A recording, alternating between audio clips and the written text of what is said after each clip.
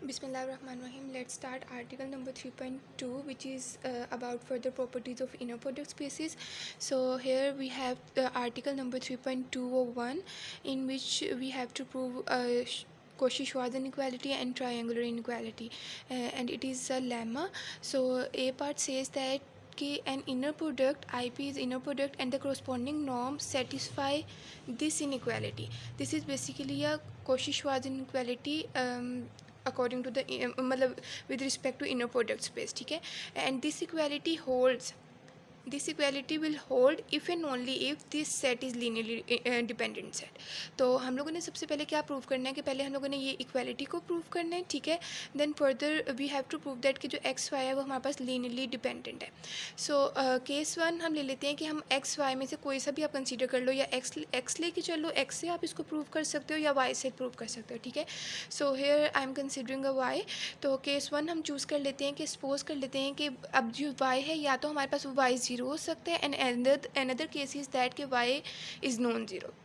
So case one is suppose y is equal to 0. If y is equal to 0, then this equality will hold. So it will be obvious, right? कि if y is equal to 0, then the right hand side will become 0, or this inner product will also be equal to 0. So it is obvious. So case according to the in case one, this equality will hold. But if we consider कि y is non-zero, and let's consider for every scalar alpha we have this will hold, and this norm square x minus alpha will always be positive. It will always be greater than or equal to 0, ठीक है. और ये further according to definition it is equal to norm हमारे पास किसके equal होता है, ये हमने पीछे डेफिनेशन पढ़ी थी इतनी इनर प्रोडक्ट स्पेस की, ठीक है. तो just we are applying here definition of inner product space ही सिंपली. सो ये हमारे पास इक्वल है x minus alpha y comma x minus alpha y के, ठीक है. फर्दर ये अब just by definition step by step इसको करते रहें, तो ये आपके पास आ जाएगा कि ये एक्स एक दफ़ा इसको हम इसके साथ लिखेंगे, दरमियान में माइनस का साइन, और अल्फा वाई को एक दफ़ा हम इसके साथ लिखेंगे, ठीक है, सिंपली. अब डेफिनेशन अप्लाई करेंगे तो हमारे पास आ जाएगा inner product of x x minus inner product of x alpha y minus inner product of alpha y comma x plus inner product of alpha y, ठीक है. अब यहाँ पे आप देखोगे कि यहाँ पे हमारे पास सेकंड कोऑर्डिनेट के साथ स्केलर है, तो सेकंड कोऑर्डिनेट के साथ अगर स्केलर है तो हमारे पास स्केलर बाहर आएगा विद कॉन्जुगेट, ठीक है. अब यहाँ पे हमारे पास फर्स्ट कोऑर्डिनेट के साथ स्केलर है तो वो हमारे पास एज इट इज स्केलर बाहर आ जाएगा, ठीक है. अब यहाँ पे हमारे पास फोर्थ टर्म में फर्स्ट कोऑर्डिनेट के साथ स्केलर है, वो स्केलर एज इट इज़ बाहर आ गया, और जो सेकंड कोऑर्डिनेट के साथ स्केलर है वो हमारे पास कॉन्जुगेट में बाहर आ गया, ठीक हो गया.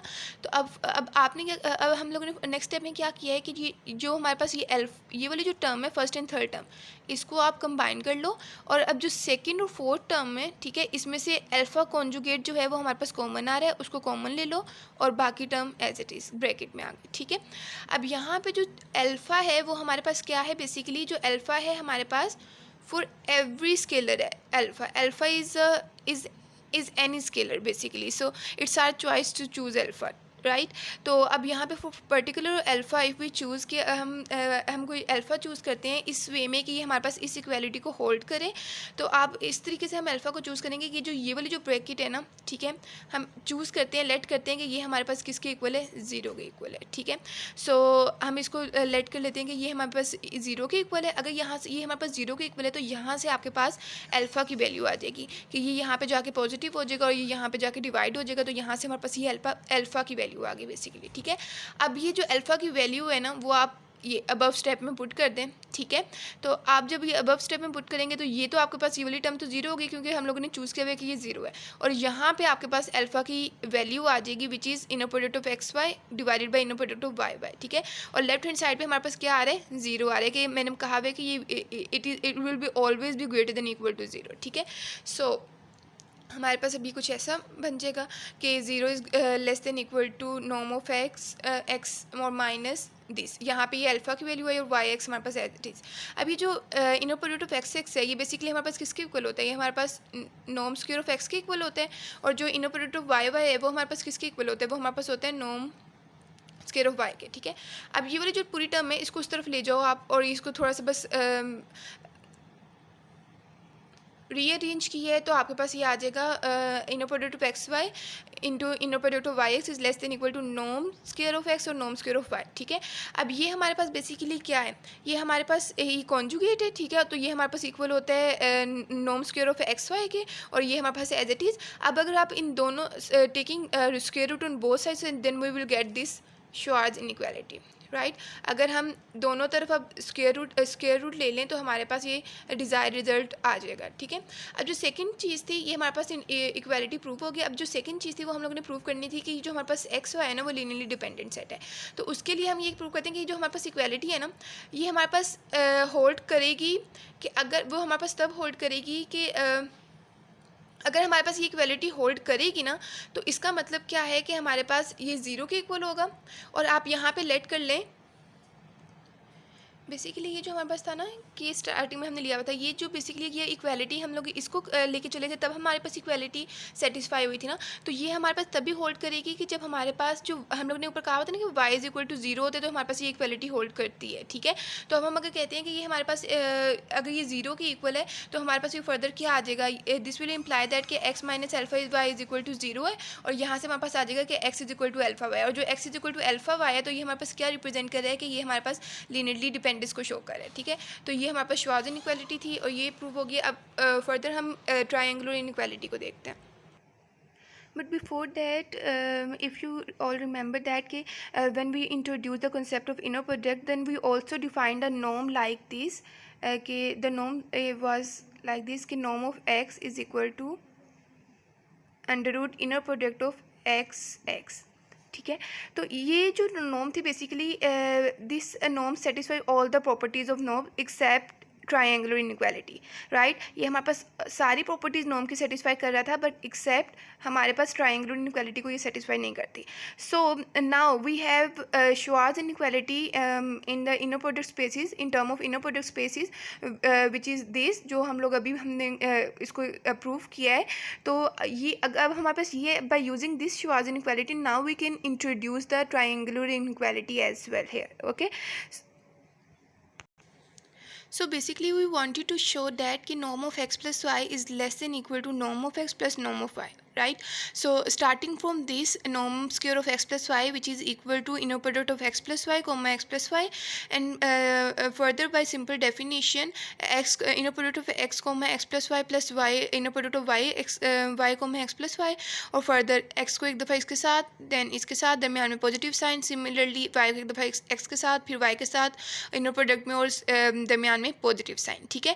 And this will become norm of x square, ठीक है, and this will become norm square of y, ठीक है। तो अब ये जो है हमारे पास inner product of x y inner product of y x, ठीक है। यहाँ पे अब हम यूज़ करेंगे बाय कॉची-श्वार्ट्ज इनइक्वालिटी जो अभी हम लोगों ने प्रूव की है। अकॉर्डिंग टू दैट इनइक्वालिटी जो inner product of x y है this becomes norm of x norm of y, और जो ये वाई एक्स है this will also become norm of x and norm of y, right. So इन दोनों को add करेंगे तो ये हमारे पास क्या आ जाएगा 2 times of norm of x and norm of y, ठीक है। और हमारे पास यहाँ पे इनइक्वालिटी आ जाएगी। So basically norm square of x plus y is equal to, यहाँ पे फॉर्मूला क्लोज हो जाता है कि norm of x plus norm of y का whole square. So further if we taking square root on both side then we will get the triangular inequality which is norm of x plus y is less than equal to norm of x plus norm of y, ठीक है। तो यहाँ से हमारे पास proof हो जाता है। Now here is another lemma which shows the continuity of inner product. Basically in previous chapters we have also proved the continuity of norm spaces. So there is a lemma which proves the inner product continuity of inner product basically, and this lemma says that कि if an inner product space xn converges to x and yn converges to y, then inner product of xn yn converges to inner product of x y, ठीक है। Inner product space की basically हमारे पास ये definition होती है ना कि एक्स क्रॉस एक्स हमारे पास अप्रोच करता है के को, और के हमारे पास कोई भी स्केलर होता है, ठीक है। तो अब यहाँ पे यही है कि हम x and y n choose कर लो यहाँ पे, ठीक है, और ये हमारे पास कोई भी स्केलर हमारे पास आंसर करेगा, ठीक है। सो अब हमने इसकी कंटिन्यूटी प्रूव करनी है basically. So let's prove starting from this के inner mod of x inner product of x and y n minus x y ठीक है। अब सिंपली ये कर लो कि इसको माइनस कर लो इन दोनों को, ठीक है, इनका नॉर्म ले लो। तो ये हमारे पास अब आपने क्या करना है कि ये दोनों सेम रहेंगे, इसके अंदर आप एक टर्म को ऐड और सब्ट्रैक्ट करो and that term is basically inner product of x and comma y, ठीक है। तो इस टर्म को इसमें ऐड एंड सब्ट्रैक्ट कर लो, ठीक है। So this will further is become less than equal to x inner product of x and y comma y and -1 plus mod of inner product of x and -x comma y, ठीक है। अब यहाँ पे आप कोशिशवाद inequality use करोगे तो यहाँ पे हमारे पास ये क्या हो जाएगा, ये norm of x n into norm of y n minus y and this will become norm of x n minus x और नॉर्म ऑफ वाई, ठीक है। अब ये वाली जो पूरी टर्म है ना, ये बेसिकली हमारे पास ज़ीरो को अप्रोच करेगी if n tends to infinity. क्यों ये ज़ीरो को अप्रोच करेगी कि देखो, अब उन्होंने हमारे पास गिवन था कि जो हमारे पास वाई एन है वो वाई को अप्रोच कर रहा है, ठीक है। अब ये जो वाई एन है वो यहाँ पे हमारे पास जो norm of y n minus y है ये बेसिकली किसके इक्वल है, जीरो के इक्वल है। क्यों जीरो के इक्वल है, because y n converges to y, ठीक है। और यहाँ पे जो norm of x n minus x है ये भी हमारे पास जीरो के इक्वल है because x n converges to x, so this whole will become this whole will approaches to zero, ठीक है। सो हेयर देयरफॉर जो हमारे पास x n minus y n है वो हमारे पास inner product of x Y को अप्रोच करेगा as n approaches to infinity.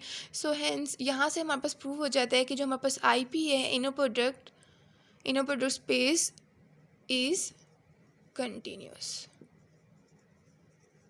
Right.